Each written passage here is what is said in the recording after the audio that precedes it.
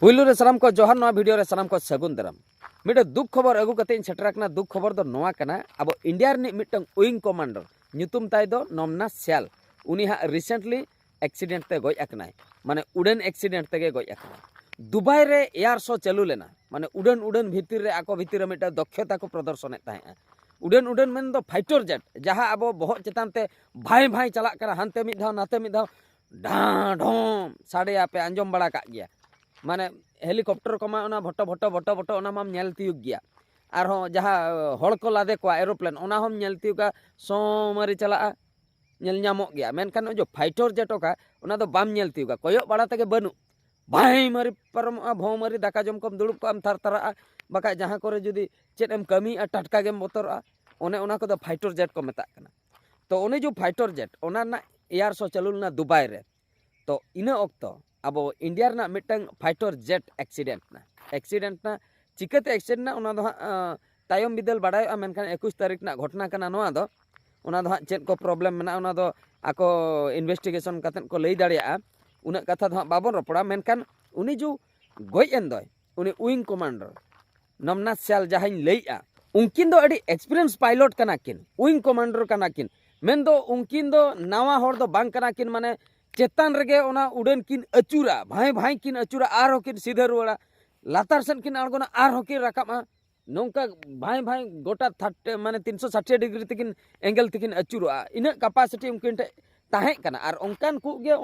ओना करे दो को आड़ा को नावा होड़ की ट्रेनिंग चलुआ कना नासे नासे बड़ा उनको को दो बाको आड़ा को ओकोय पूरा को एक्सपीरियंस उनी उनको गे एयर शो करे दो को आड़ा को उनको माने उनको ओना दक्षता को प्रदर्शन लेखान ओना को नेल लेखान पूरा वर्ल्ड जाकात रिन हड़ को नेलेआ ओना नेल लेखान मिटंग एकरे तो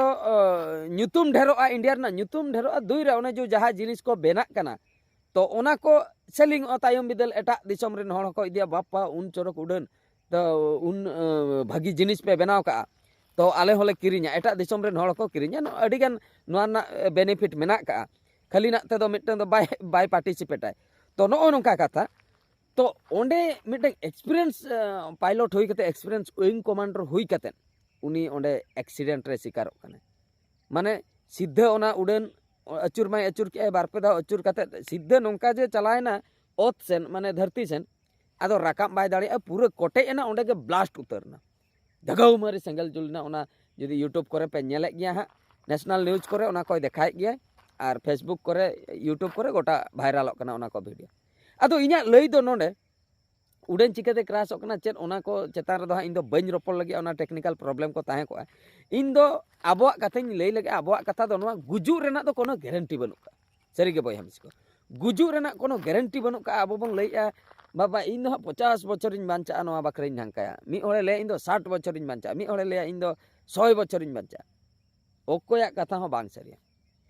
जानाम आकना मेन दो गुजु दो हुयु गया नोआ दो सरी कथा कना मेनखान तीना दिन परम गुजुआ तीना दिन बांचा नोआ दो ओकोय हो गारंटी बाको लई दाड़ा ओकोय हो बाको लई दाड़िया बांग लईगो तेहेन इनिन रोड़ेआ आर 30 तार टटका एटकेटणे हुइआ बांग लईगो ओकोय लईआ इन 100 बछर इन बांचा उनी 9 दिन परे गुजुआ बांग लईगो ओकोय 50 बछर रे लईआ उनी 40 बछर रे गुजुआ कोनो गारंटी बनु का गुजु रेना दो घाटी करे गाड़ी को एक्सीडेंट आ ट्रक को अडिगान एक्सीडेंट आ नेल बड़ा का बन ओना ट्रक को एक्सीडेंट जोखा बन आबो बन लईआ ए नुई ड्राइवर दो परुई न्यूक आय बाका दुदुलुम कान ताहे ओना को सरी कान गया मिटन बारिया दो ओनकान केस ताहेन गया मेनखान मैक्सिमम केस दो नोंका माने नोआ घाटी को जायगा दो ट्रक को ओना ओवरलोड खातिर माने बैलेंस बांग ताहेना डिसबैलेंस आ मेन दो ओकारे ब्रेक डाउन आ ब्रेक फेलो आ जहां पर रे चिका गाड़ी उनी ड्राइवर चाहो कतन हो बाय कंट्रोल दाड़े उनी मा मी सेन चला स्टीयरिंग बाय कमिया हानते आ नाते आ ओका सेने दड़ी खान दड़ी आ सीधे घाटी लातार रे ᱧᱩᱨᱩᱜᱼᱟ नो नोंका घटना हो नेला कना अडिगान केस रे उनका ब्रेक फेल स्पीड तेम चला कना नोंकान ऑक्तो सेटरो आमेम चाहो हापे कटी ब्रेक ᱧᱚᱜ लगे इना ऑक्तो रे ब्रेक बाय कमिया इना ऑक्तो रे जुदी ब्रेक बाय कमिया चे एम चिकया धोका आर धोका आदो ओंडे परुवा ᱧᱩ कि जहाना गेबन दोस को नुई दो पागला गया नुई ड्राइवर दो मेनखान किछु गान दो नोंका टेक्निकल प्रॉब्लम इदी कतन हो हुयुग गया हो किछु गान दो ड्राइवर भूल ताहेन गया मेनखान टेक्निकल प्रॉब्लम हो ताहेन गया चेदा से नो जो जहाँ अब उड़न ते जहाँ एक्सीडेंट हुई ना जो फाइटर जेट तो नोआ दो उनी पायलटा भूल दो उनी उन्हें एक्सपीरियंस पायलट कना उनी जे भूल बन लई दाड़े जे नुया भूल कना उन्हें दो बाबन लई दाड़े चेदा से हुई दाड़े ओना टेक्निकल प्रॉब्लम हुई को माने ओना इंजिन बाय सपोर्ट कायाय कि ठीक ऑक्तो रे ओने जो राकाब कथा इने ऑक्तो रे इंजिन बाय सपोर्ट काया बाय राकाब को कि ओने उनका चेदा से उन्हें एक्सपीरियंस माने हा उनी दो बाबन दोस दाड़ाया उनका के अडिगान केस उनका मेना का जो ट्रेन कोते होको एक्सीडेंट होकना उनको दो अडिगान ट्रेनिंग पोरे ट्रेन को चलुया इना पोरे हो एटकेटणे हुयुक कना अच्छा अब कार ते चलागा ट्रक वाला नुकु को बन लैया फोन ते रपड़ कना परवा न्यू कते चलुया ओना सरी कथा गे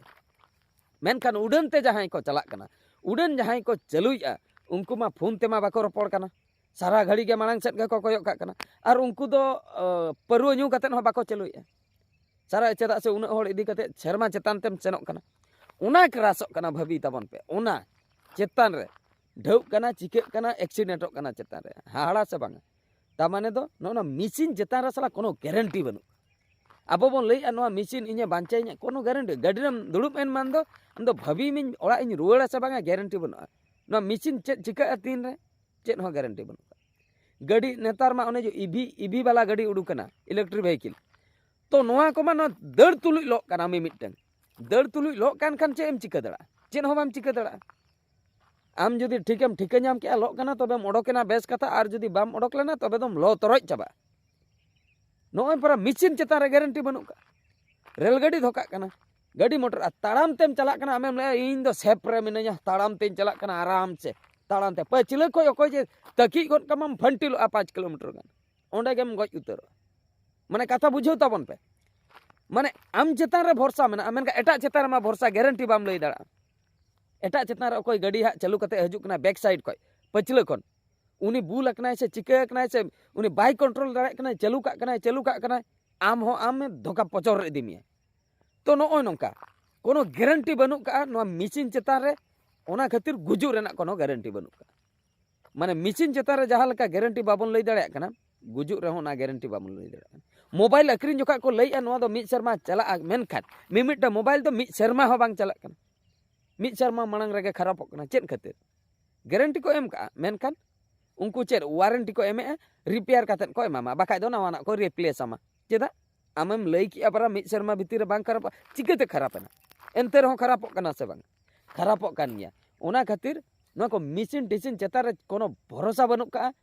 नुआ को दो तीन रे चेद चिका अब हो बाबन लई दाड़े आदो ओना कथा के गोटा उइहर अचुर काते नोआ वीडियोñ बनाएआ और मुचारे मिटन कथा गिन लेया जेहेतु अब मा नो नोका गुजुक चेता रे गारंटी बनु का मिसिन टिसिन चेता रे जतो होड़ के नितो मा मिसिन चेता रे बन डिपेंड ए ओका लका बन डिपेंड ए कटी पैसा पत्र बन इनकम के खान गाड़ी मोटर ते बन दाणा के और दुनिया जिनिस को बन अगु के बाका जहां से हानते नाते बन चला कना जॉब पर्पज रे उड़न कोते बन सेनोक कना रेलगाड़ी कोते बन सेनोक कना और जुदी हो बांगा रंगे गया बन तबे हो सड़क ते बन ताड़ाम उनी हो चेन हो गारंटी बनु का ओना होइन लई किया ओना खातिर जहां तीन दिन बांचाव मेना बना धरो जो इन तेहेन बांचाव मिने냐 तबे दो रस्का रमज रे बांचा ताबन पे जतो होड़ गे और टाका पैसा जहां गे बन रोजगार ए आपे बाखरा हो किछु खर्चोय पे ओड़ा होड़ बाखरा हो किछु खर्चोय पे रस्का रमज रे हिस्सा सुये आलो पे दोहया चेदा से जुदी रस्का रमज रे अपनारम ताहेना तबे मिद दिन हिलो टटका गेम गुजु रहो अफसोस बांग ताहेना बांगा हो जहां को गिन इनकम ले इन बाखरा होन खर्चोआन ताहे इन हो किचिन जम बड़ा ले गया कि ओड़ा होड़ को हुन एमा को ताहे माने अफसोस आलो ताहेन मा गुजु बिदे और आम दो आम निजोर बाखरा दो बाम खर्चोया खाली दोहो लास्टम गुजुआ ओना पैसा हो बाम एन्जॉय दाड़े तो ओना खातिर फैमिली होड़ को सुख रे दोहो कम ओना सालाते आम हो सुख रे ताहेन में आम सुक्रेम ताहेना तबे तो उनको दो फैमिली होड़ दो सुक्रेम दोहो कोआ आमा लाई हो बी को तबे तो उनको जमा एम हटिना कोआ और आम रेंगे तेम ताहे को उनको के जमा एम एमा को उनका तम आम मिद दिन लो एम गुजुआ तो ओना खातिर जतो होड़ के ओका लकैन लिया हटिन हपटिन कतेन जम न्यू कतेन बांचा ताबन पे रस्का रमज रे ताहेन ताबन पे नोआ जीवन रेना कोनो भरोसा बनु का तीरेम गुजुआ चेन हो भरोसा बनु का ओना खातिर सारा घड़ी रस्का रमज रे और जतो होड़ साला गे मेसा कते ताहेन ताबन पे माने हिस्सा सुया आलो पे दोहया इने खान दो जहां तेचम गुजु रहो अफसोस बाम बुझो चेदा से गुजु रेना दो कोनो गारंटी बनु का नो नोआ कथा गे नोआ वीडियो दो नोतर गिन मुचेन के और मिटा वीडियो रे बन नेपेला निहति कमेंट कतेन पे बड़ाय हचुइया मा एनखान मुचे रे सलाम को गॉड जोहार।